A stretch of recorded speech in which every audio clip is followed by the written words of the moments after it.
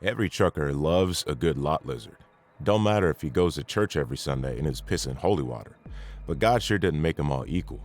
He made them all shapes and sizes. There's big old burly ones, skinny as a twig ones, some got some heavy mileage, while others are as tight as a whistle. You gotta be careful with the high mileage ones now. Could have syphilis or worse. Some will try to steal from you too. Get you all roused up with your guard down, then swipe you for your wallet, and you never hear from him again. My pal George was left with a black eye, stumbling out the truck after the lady that stole his wallet, with his britches hanging from his ankles, about near tripping over himself. One left me with my zipper down and we hadn't even gotten started. I learned the hard way so you won't have to. But that's not what this story's about. Someone got back at these thieving gals, you see.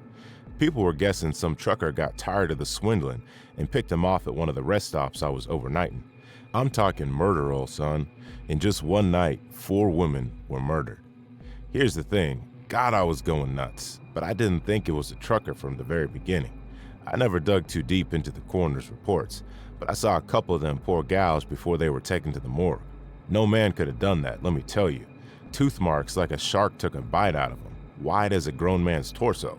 Claw marks like a lion escaped a zoo just looking to tenderize someone. Had me locking my truck doors at night, along with everyone else. A 38 sitting close by, either for whatever it was or for myself. I was hoping the former instead of the latter. Cops wouldn't let us leave the rest stop, said we were suspects. There were about a dozen trucks in all detained for a few days. Luckily I was carrying dry goods, so nothing was going to expire. Called the boss and worked it out. Another boy caused a scene over it, ended up getting thrown in the back seat of one of the police cruisers and taken to county. We'd got to talking on our CBs late one evening after locking ourselves in. Third night was when I think it was. Someone said he saw it, the thing that had been carving up the lot, talking about some demon or something. Saw it take one of them girls into the woods, but didn't tell the cops because he didn't think anyone would believe him. Everyone started to fuss and shout. Nobody was buying it. But something in me did. I was one of the few that saw the leftovers, mind you. No man could have done that. No creature known to man either. The next day I made my rounds looking for the guy who said he'd seen the thing. A good mister pointed down the rows of trucks to a Peterbilt, washed out red with green and yellow flames running from the radiator down the sides towards the driver and passenger doors. He must have seen us talking about him, because he rolled down his window and waved me over. The smell of cigarette smoke and one of those black ice-scented trees rolled into my nostrils when I got close to him. That brought back memories, back when I'd run through 2 packs of Marlboro Reds a day. I was new to the trucking business then, an arrogant, young know-it-all full of testosterone and Miller Lite. Need something? He said. I want to know more, I told him. He knew what I'd meant, gesturing for me to hop in. The inside of the cab stunk with cigarette smoke. The look on his face when I climbed up into his leather passenger seat was the face of a strung-out chain smoker. He had empty packs of Reds covering the floorboard. I had to rest my feet on him. He introduced himself as Billy, and we shook hands.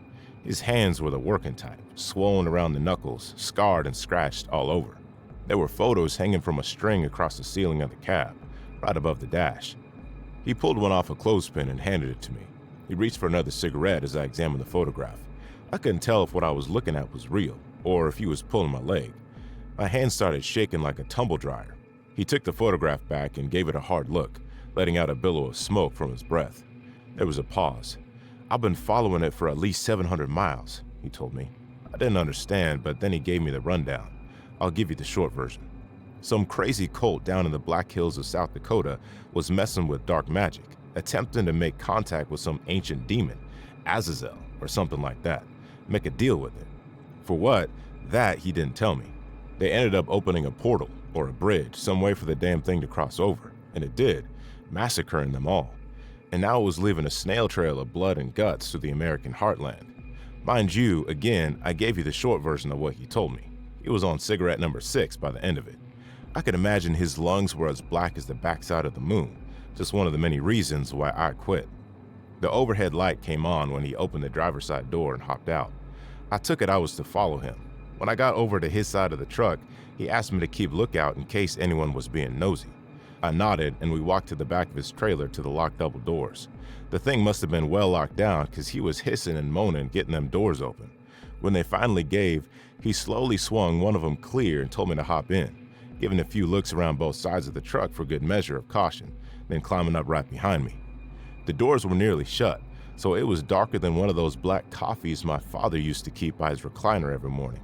I had no flashlight on me, but Billy pulled one out of his britches and shone it down the inside of the trailer.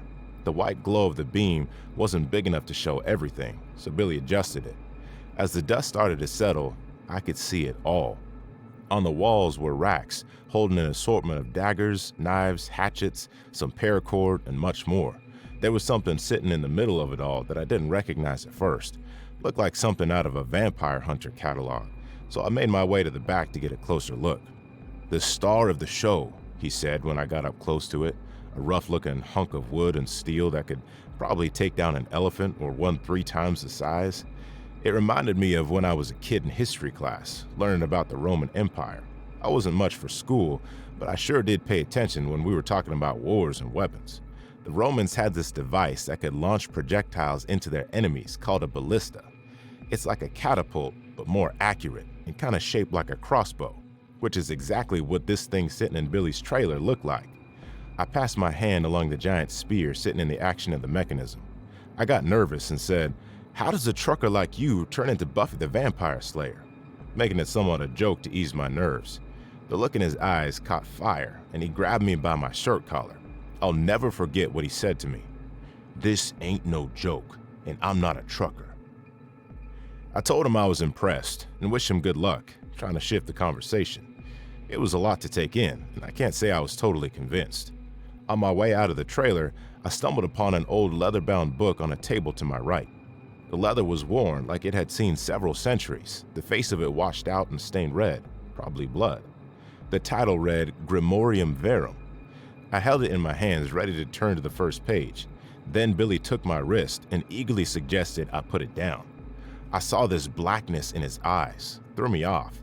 I can't explain it well, but it was like something was inside him, or the opposite.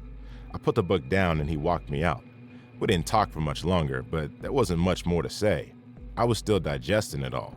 My head was hurting, to say the least. That's what I get for being curious. It was already getting late again, so I knew I'd better get back to the truck and sleep this one over. When I got into the truck, sleep came like New York traffic. Slow. I couldn't stop thinking about those pictures, the book, the ballista, and all them weapons in the back of his truck. Before I knew I fell asleep, there was a loud snap that woke me up, followed by a hard thumping crash and a scream like a goat trapped in the jaws of a coyote.